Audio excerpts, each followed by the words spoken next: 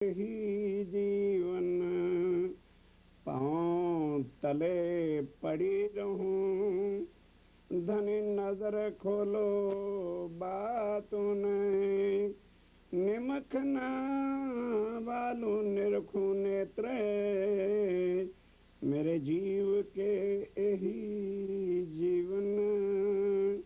साथियों, ये कलयुग और इसके अंदर चार चीजों का मिलना, करोड़ों बार सृष्टि बनी, बन करके मिट गई। ये चार वस्तुएं आज दिन तक किसी मानव को, ऋषि को, योगी को, तपस्वी को, देवी देवताओं तक भी किसी को मिली नहीं, जिसको हम गंवार पने में खोए चले जा रहे हैं। वो चार चीजें क्या हैं? वृथा का निगमो रे, पामी पदार्थ चार, मानुष तन खंड भरतनो, श्रेष्ठ कुली सिरदार।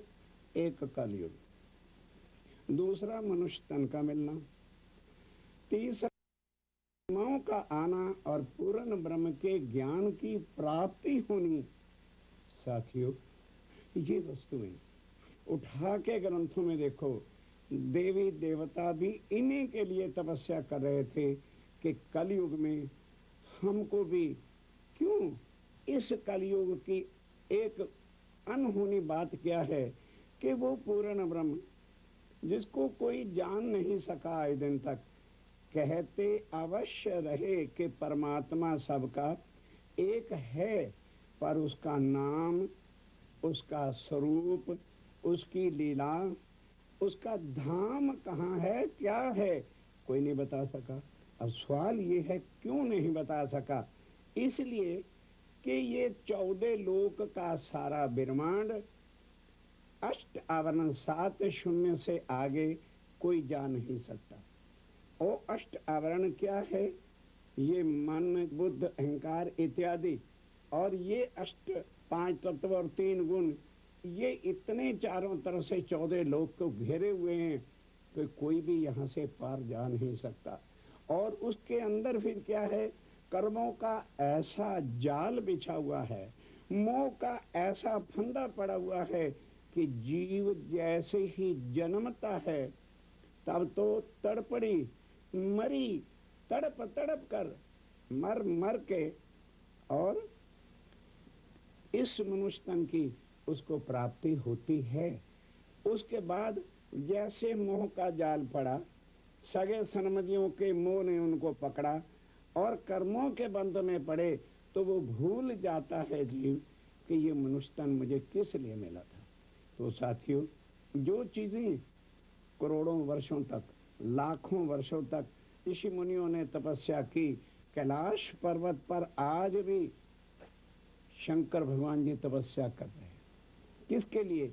इस कलयुग की इंतजार के लिए, क्योंकि सतयुग में ही ये सूचना सब ग्रंथों में दिलवा दी गई थी कि जब 28वां कलयुग आएगा तो वो परमात्मा, जिसको एक पार ब्रह्म कहते हैं, उनका धाम क्या है, उनका स्वरूप क्या है, उनकी लीला क्या है।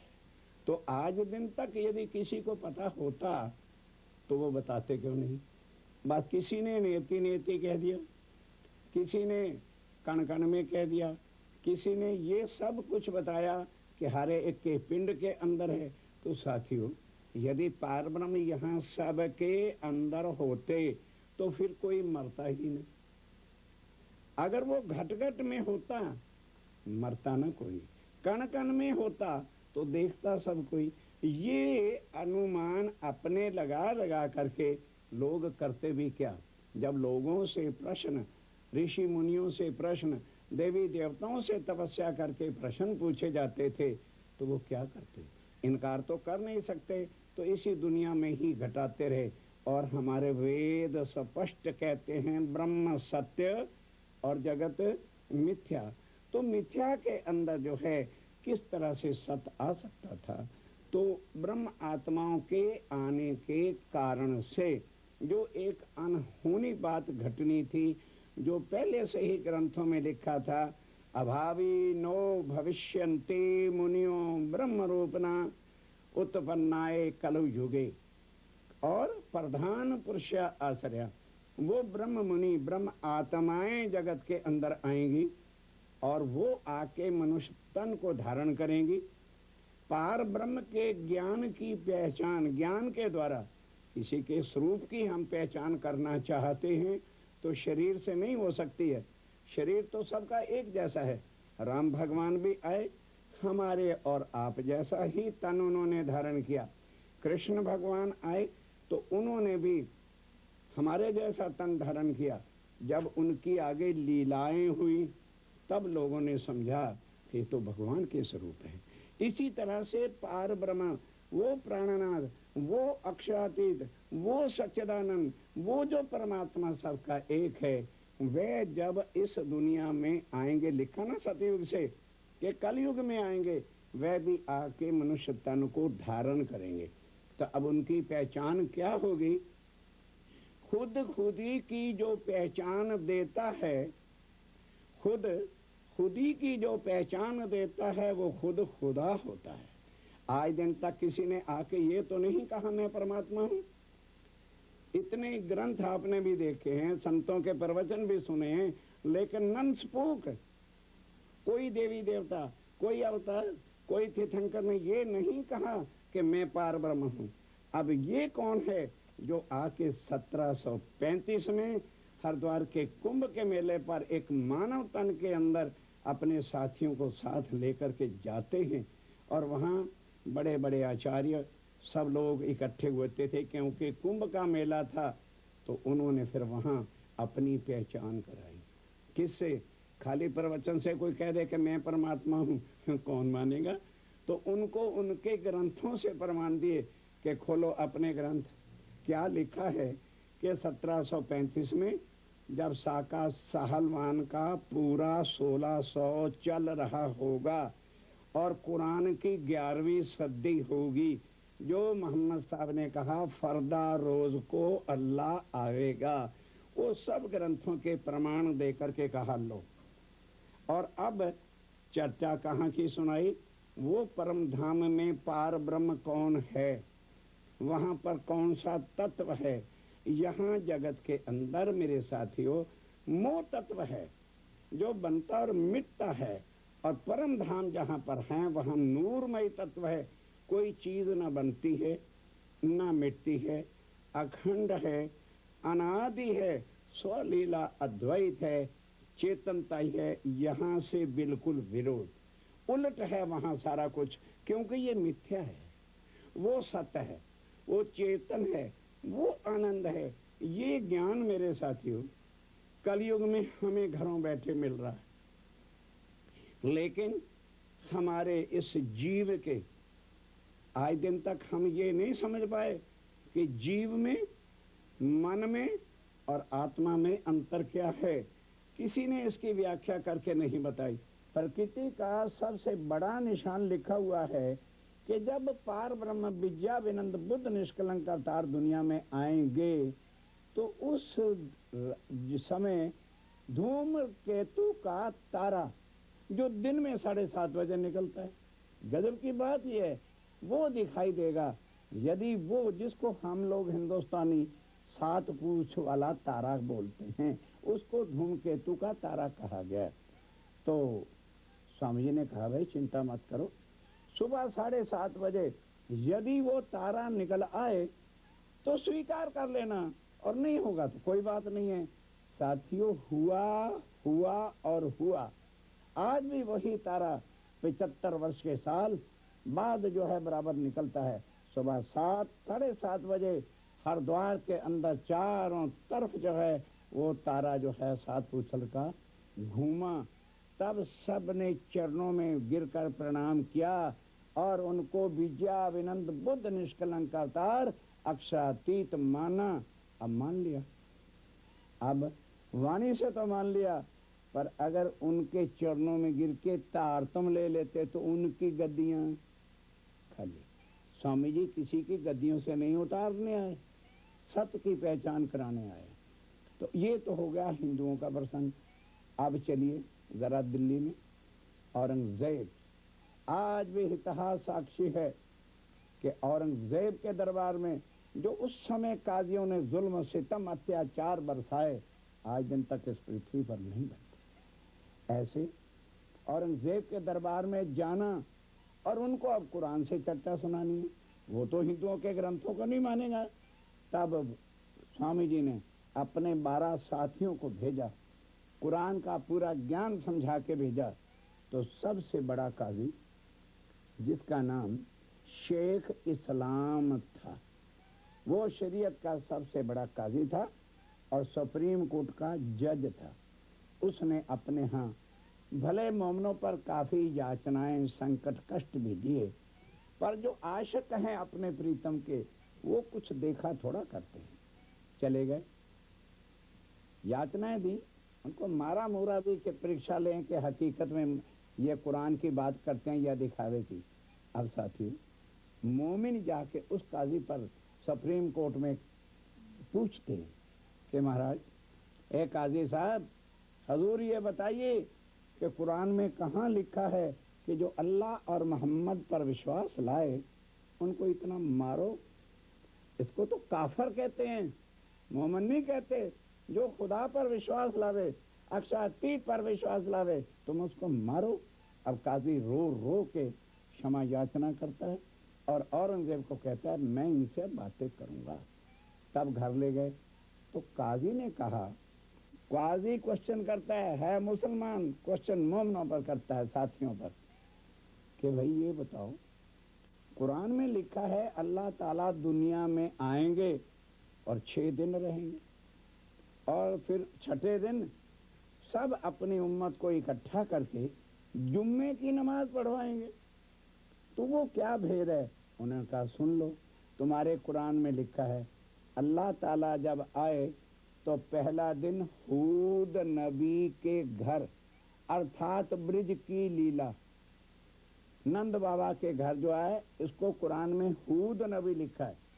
और दूसरा दिन नूह नबी अरब के अंदर रहते थे, उनको हुक्म हुआ कि तू किश्ती बना, यहाँ तूफान आने वाला पानी का। सारी दुनिया मानेगी कि अरब में जहाँ आज भी पानी पीने को नहीं मिलना, वहाँ तूफान क्या आएगा? पर वो तो पैगंबर था। उन्होंने वो नाव बनाई, 300 हाथ की लंबी और 40 हाथ की चौड़ी। अब कौन जाने, 300 जुत हैं परम धाम, जो सखियां हैं, जो यहाँ आके मनुष्यतन में जुदा जुदा रूप में हैं, और 40 उनके जुत हैं। एक एक जुत में 300 है, 12,000 आत्माओं का बेवरा है। और वो तूफान आया और उसमें 40 जुत्थों को बिठा के नूह नबी एक जंगल में छोड़ आए। तो वो क्या है, जब ब्रिज से रात में गए, सखियों को बुलाया, तो वृंदावन का भेद उनके पास नहीं था, एक जंगल लिख दिया। तीसरा दिन उन्होंने बताया कि अरब में आकर जिनको मोहम्मद लोग मान बैठे हैं, वो जानते नहीं, क्योंकि हिंदू कभी मुसलमानों का नाम सुन सकते हैं या मुसलमान हिंदुओं का नाम सुन सकते हैं, कभी नहीं। राम के जो मानने वाले हैं उनको इस्लाम से बू आती है, मानते हैं जो मक्का मदीने से, उनको भगवान से बू आती है। ऐ प्रभु, कौन चलेगा तेरे नक्शे कदम पर कि यहाँ इंसान को इंसान से बू आती है, कि भाई वहां लीला आके की, क्यों? वो सबके एक हैं। इस वास्ते अरब में भी गए, उनको आग पानी पत्थर की पूजा से छुड़ाया और उसके बाद अल्लाह ताला का ज्ञान दिया और बताया कि वो आएंगे। अब चौथा दिन क्या है, कुरान में आज भी लिखा है अल्लाह ताला की बड़ी रूह अल्लाह आएंगे, 2 जामे पहनेंगे, एक पहला जामा और दूसरे पर मुद्दार होगा, वही इमाम मेहंदी होगा और उसकी शोभा का कोई शुमार नहीं होगा। और 5वें दिन की लीला खुद इमाम मेहंदी अल्लाह ताला आकर के दुनिया में जाहिर हो जाएंगे। और छठे दिन में वो सब उम्मत को इकट्ठा करके, ये जो प्राणनाथ जी के चरणों में लोग आ रहे हैं, ये है जुम्मे की नमाज। पहला दिन ब्रिज का, दूसरा रास का, तीसरा अरब का, चौथा देवचंद जी का, 5वां इमाम मेहंदी श्री प्राणनाथ जी का, और छठे दिन में अब जो उनकी वाणी चर्चा सुनकर ईमान लाकर उनके चरणों में संबंध जोड़ रहे हैं, और वही उन्हीं की नमाज, उन्हीं का वो संबंध, वो जो है जुम्मे की नमाज, वो अखंड हो जाएंगे। और 7वें दिन इमाम मेहंदी अल्लाह ताला खुद जो है बैठकर सारी दुनिया का इंसाफ करेंगे, सबको प्राणनाथ जी के दर्शन होंगे, और वो कायम करके अपनी आत्माओं को लेकर के फिर परम धाम जाएंगे। जब ये बातें समझा दी, अब कुरान में सब कुछ 6 दिन का ब्यौरा, 7 हकीकत का ब्यौरा सारा लिखा हुआ था, 7 निशान क़यामत के समझाए, तो वो अब क्या कहता है साथियों, शेख इस्लाम लाल दास जी जो साथी उनके गए थे, उनको कहते हैं भाई हम मानते हैं इमाम मेहंदी आ गए आ गए आ गए, पर ये बात अभी औरंगजेब को बताना नहीं, क्योंकि औरंगजेब तो इमाम मेहंदी की तलाश में है, और उनको यह ज्ञान मिल गया ओ प्राणनाथ जी के आखिर ज़मां इमाम मेहंदी के चरणों में चला जाएगा, तो हमारी कुर्सियां, हमारे पद, देखो देखो देखो मेरे साथियों, दुनिया कुर्सियों के लिए मर रही है, खुदा को छोड़ा और झूठी कुर्सी को लिया। फिर स्वामी जी इस तरह से सबको एक करके एक पार ब्रह्म की पहचान जगह जगह जाके करवाते हैं, और आज भी करवा रहे हैं। हिंदुओं को हिंदुओं के ग्रंथों से, और मुसलमानों को मुसलमानों के ग्रंथों से, और ईसाइयों को बाइबल के ग्रंथों से एक करके एक पार ब्रह्म की पहचान प्राणनाथ जी आज भी करा रहे हैं।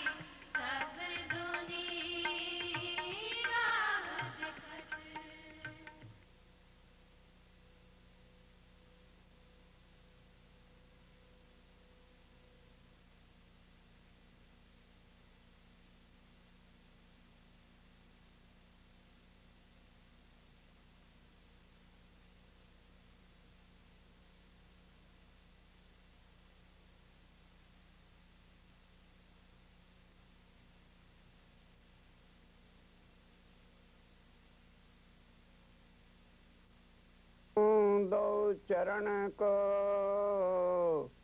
धनिये न छुड़ायो छिन, लाख तली लाल एड़ियां मेरे जीव के यही